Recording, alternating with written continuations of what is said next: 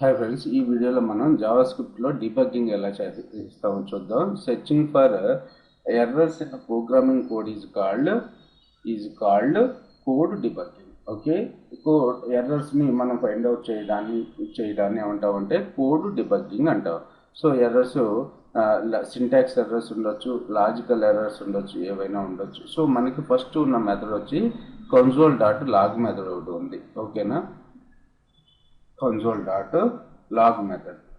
console.log method వల్ల use ఏంటంటే where a equals to 22 ఇచ్చాను, b ఈక్వల్స్ టు 33 ఇచ్చాను, where c equals to a plus b అని రాశాను. ఓకేనా, c equals to a plus b. ఇక్కడ ఎప్పుడు కూడా ఆపరేటర్కి దీనికి మధ్యలో స్పేస్లు ఉండాలి. ఓకే, ఇప్పుడు మనకి c అనేది ఎంత వస్తుంది? a ప్లస్ b 22 33 55 వస్తుంది కదా. సో మనకి ఇక్కడ 55 అనేది ఇక్కడ కనపట్టలేదు. నేను రాసింది console.logలో. ఇన్స్పెక్ట్ ఎలిమెంట్లోకి వెళ్ళి మీరు ఇన్స్పెక్ట్ ఎలిమెంట్లో చూసుకున్నట్టయితే ఇక్కడ 55. సో కన్సోల్, ఇక్కడ ఎలిమెంట్స్ అన్ని కన్సోల్ అని, కన్సోల్ మీకు పెద్దగా కావాలంటే ఇలా కనబడుతుంది. ఎలిమెంట్స్ అంటే ఇందులో రాసిన ఎలిమెంట్స్ అన్ని మనకి మన కోడ్లో ఉన్న ఎలిమెంట్స్ అన్ని ఇక్కడ కనపడుతూ ఉంటున్నాయి అన్నమాట. తర్వాత వచ్చేసి లేదు, మీరు దీన్ని పట్టుకుని మీరు ఇక్కడికి వచ్చి ఈ ఎలిమెంట్ ఎక్కడుంది అనేది ఇలా మీరు చెక్ చేసుకోవచ్చు. ఓకే, కన్సోల్లో మీకు ఓన్లీ కన్సోల్లో ఉన్న ఎలిమెంట్స్ కనపడుతూ ఉంటాయి. ఇక్కడ చూడండి, మీరు కావాలనుకుంటే కోడ్ కూడా రాసుకోవచ్చు. 2 ప్లస్ 3 అని చెప్పి ఎంటర్ చేసాను. 2 ప్లస్ 3 సో 5. సో ఈ విధంగా మీరు అవుట్పుట్ కూడా చెక్ చేసుకుంటూ ఉండొచ్చు అనమాట కన్సోల్. తర్వాత సోర్సెస్ అని, నెట్వర్క్ పెర్ఫార్మెన్స్, ఇవన్నీ కూడా మీరు ఇవన్నీ నేను చెప్పను. ఓకే, సో ఫస్ట్ మనం ఎలిమెంట్స్లోకి వద్దాం. ఓకే, ఇప్పుడు నేనేం చేస్తున్నానంటే ఒక ఎర్రర్, సో ఇక్కడ c ఈక్వల్స్ టు ఏబి అని రాశాను. c equals to AB console.log c అని చెప్పి రాస్తున్నాను. ఇక్కడ చూడండి మనకి ఇప్పుడు ఏమవుతుందో. So uncaught reference AB is not defined అని చెప్పి మనకి ఇక్కడ ఎర్రర్ చూపిస్తుంది. So uncaught reference error AB is not defined. So కావాలనుకుంటే మీరు ఇక్కడ క్లిక్ చేస్తే ఏ లైన్లో మనం ఈ ఎర్రర్ రాసామనేది కూడా మనకి క్లియర్గా ఇక్కడ కనపడుతూ ఉంటుంది అనమాట. ఓకే, సో ఇది console.log వల్ల యూజ్. ఇప్పుడు నేను console.log వాడకుండా నేను ఏం చేస్తానంటే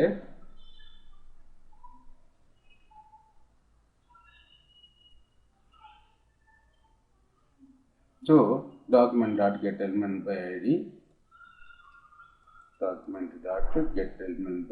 result inner HTML equals to c అని రాశాను. ఇప్పుడు మనకు అవుట్పుట్ ఏమన్నా డిస్ప్లే అవుతుందా? సో ఇక్కడ రిజల్ట్ ఈజ్, సో ఇక్కడ మనకి తెలియట్లేదు. ఓకేనా, సో అందుకని మనం console.log మెథడ్ వాడుకుంటాం అనమాట. console.log method. సో ఏమొచ్చింది మనకి error? So inspect uncaught reference AB is not defined అని వస్తుంది. ఒకవేళ నేను అసలు సి అనే వేరియబుల్ని నేను అసలు క్రియేట్ చేయలేదు. సి గురించి అసలు ఏం ఎర్రర్ వస్తుందో చూడండి. అన్కాట్ సి ఈజ్ నాట్ డిఫైన్డ్ అని చెప్పి మనకి ఇక్కడ డిస్ప్లే వస్తుంది. ఓకే, ఇక్కడ ఎర్రర్ ఉందని చెప్పి మనకి ఇక్కడ చెప్తుంది. ఓకే, ఇప్పుడు నేనేం చేస్తాను అంటే డీబగ్గింగ్లో ఈ console.log మెథడ్ తీసేసి ఒక కోడ్ రాద్దాం. ఏంటంటే enter A value, enter B value button, enter B value ID వచ్చేసి A1 ఇచ్చాను. అంటే 2 టెక్స్ట్ బాక్సులు క్రియేట్ చేస్తాను. ఈ టెక్స్ట్ బాక్స్లోకి ఇచ్చిన వాల్యూ నాకు సమ్ అయ్యి నాకు అవుట్పుట్లో చూపించాలి. Okay, button type equals button, on click equals to my F అని చెప్పి ఒక బటన్ను క్రియేట్ చేశాను. సబ్మిట్ కొడుతున్నాను. ఇప్పుడు రిజల్ట్ ఈజ్ అని చెప్పి రిజల్ట్లో స్పాన్కి ఐడి రిజల్ట్ అని ఇచ్చాను. ఇప్పుడు మై ఫంక్షన్ని క్రియేట్ చేస్తున్నాను. మై ఫంక్షన్లో ఏం రాసాము? Function equals to my F A equals document.getElementById a1 dot value b document.getElementById b1 equals to value console.log equals to ఇది అవసరం లేదు, document.getElementById result inner HTML equals to a plus b అని రాశాను. Okay, so మనకేమొచ్చింది? A value 7 ఇస్తున్నాను, B value 9 ఇస్తున్నాను. Submit చేస్తే 79. ఇక్కడ కన్కాటినేషన్ జరుగుతుంది, ఎందుకంటే ఇవి టెక్స్ట్ కాబట్టి. మీరు కావాలనుకుంటే నెంబర్ యూజ్ చేసుకుని నెంబర్లోకి మార్చుకోండి. NUMBER నెంబర్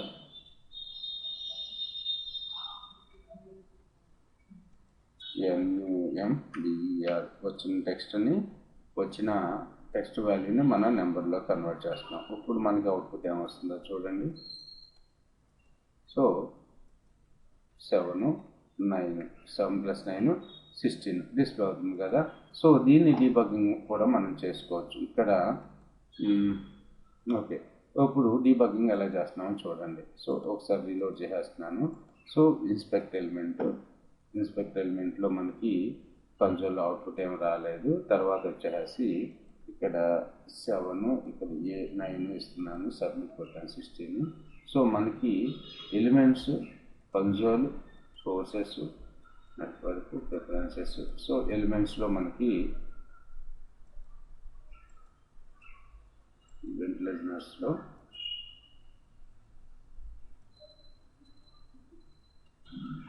ఇక్కడ నేనేం చేస్తున్నాను అంటే ఈవెంట్ లిజనర్స్లో మనకి సోర్సెస్లో వాచ్, కాల్ బ్యాక్ ఈ చూసుకున్నట్టయితే ఈవెంట్ లిజనర్ బ్రేక్ పాయింట్స్లో మనకి కీబోర్డ్,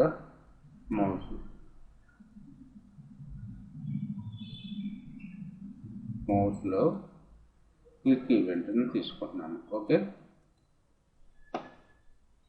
సో ఇక్కడ చూడండి క్లిక్ ఎక్కడితో స్టార్ట్ అయింది, బటన్ టైప్ ఈక్వల్స్ బటన్ ఇక్కడ. తర్వాత వచ్చేసి మీరు దీన్ని ఇలా స్టెప్ చేస్తున్నాను. స్టెప్ చేస్తే ఎక్కడికి వెళ్తుంది, ఆ బటన్ క్లిక్ చేసినప్పుడు ఫస్ట్ మనకి నెంబర్ ఎంత, A1.value. ఓకే, సో తర్వాత వచ్చేసి తర్వాత A=7 అని డిస్ప్లే అవుతుంది. తర్వాత వచ్చేసి B undefined అని వచ్చింది కదా. సో తర్వాత ఇంకోసారి రన్ చేస్తున్నాను, B=9. ఓకే, సో తర్వాత వచ్చేసి A+B. So A=7. సో తర్వాత బటన్. ఈ విధంగా మీరు కోడ్ని డీబగ్ కూడా చేసుకోవచ్చు అన్నమాట. Okay, only click. ఇప్పుడు చూడండి నేను ఏం చేస్తున్నానంటే సో ఈ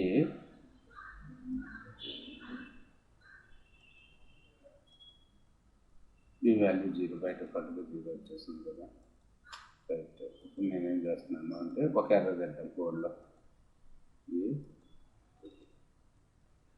ఏది అని ఇస్తున్నాను. సో స్టాప్ చేసేస్తున్నాను.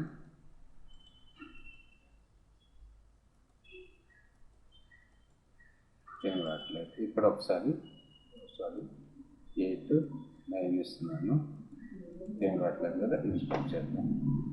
ఇన్స్పెక్ట్లో మనకి సోర్సెస్లో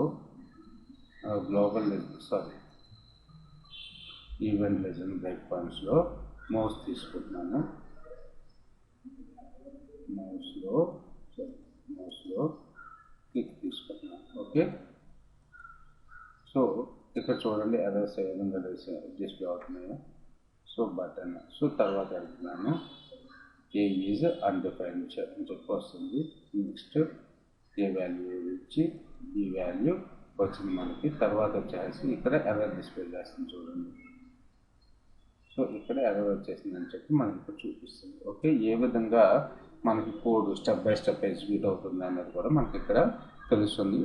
ఈ డిబగ్గింగ్ ఇంకా చాలా డిబగ్గింగ్ మెథడ్స్ ఉన్నాయి, అవన్నీ కూడా ఒకసారి మీరు చెక్ చేసుకోండి. Thanks for watching this video. అదే మీరు ఇక్కడ అనుకో ఏం వాడుతున్నారు, ఏ విధంగా మీరు కన్సోల్ చూసుకుంటున్నారు. సో క్రోమ్లో అయితే ఫ్రమ్ మెనూ బార్లో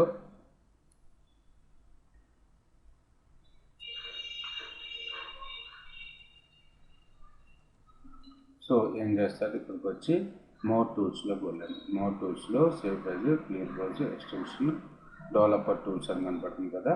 డెవలపర్స్ టూల్స్ మీద వస్తుంది, లేకపోతే ఇన్స్పెక్ట్ ఎలిమెంట్ అయినా వస్తుంది, లేకపోతే Ctrl+Shift+Iని క్లిక్ చేసినా మనకి డిబగ్గర్ టూల్స్ వస్తున్నాయి. ఓకే, అదే మీకు క్రోమ్లో అయితే, ఫైర్ఫాక్స్లో అయితే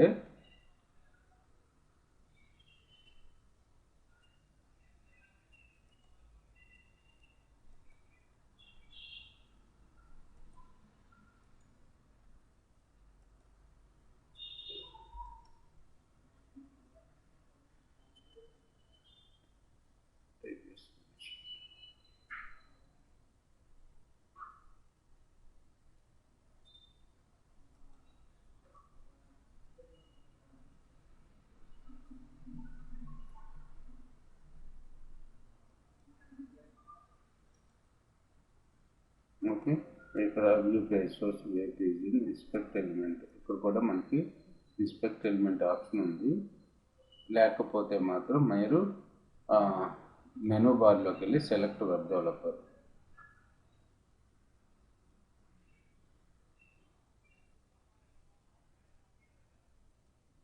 వెబ్ డెవలపర్లో మనకి కన్సోల్ డెవలపర్ టూల్స్లో